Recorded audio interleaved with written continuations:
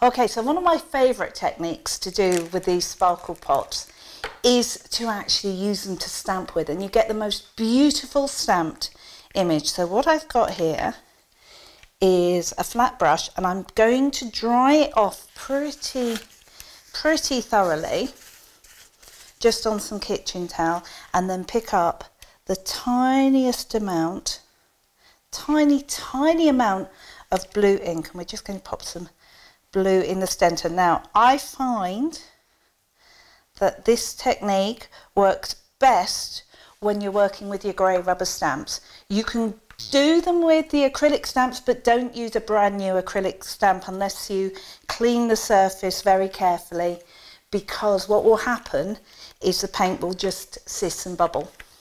So we're just going to put some of this lovely, this amethyst colour, tiny amount again, minute amount on the brush, and we're just going to pop that on the edge. Now I'm working fairly quickly, but I'm not getting too worried about it. And then got some watercolour card here, turn it over, and we're just going to give it a stamp. Now look at the detail, that you're able to achieve on that stamp. Absolutely gorgeous.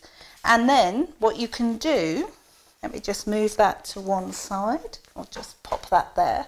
If you hear a clatter, I didn't put it somewhere safe, but that should be fine. There we go. What you can then do is, whilst you've got that colour, is just take a damp brush and just begin, can you see, just to draw that colour out. Absolutely gorgeous. And of course, if you really wanted to, what you could do is draw some of that colour out with your clear sparkle, if you've gone with either your clear sparkle pen, or perhaps you have got your clear sparkle pots, and you see that tiny amount of colour goes a long way. And this brush is almost dry now that I'm using, just to push that colour away. Now what I'll do, I'm just pulling that colour out very gently, because I think that looks beautiful. And again, almost dry brush, but an almost dry brush will release that colour, and what's more, the colour stays true. So what you're not getting is, you're not seeing any splitting of that colour into its component parts. So I'll show you this quickly, and then I'll show you what else we can do with the colour which is still remaining on the stamp.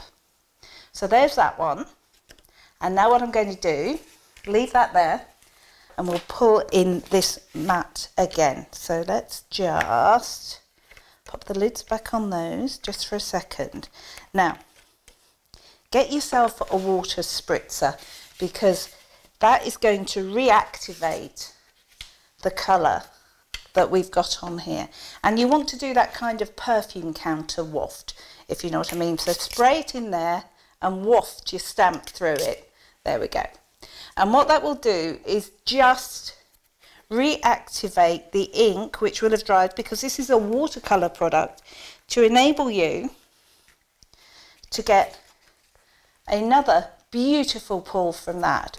You can also, if we just wet the card instead, I'm just going to pop that there for a second, and what we're going to do is just dampen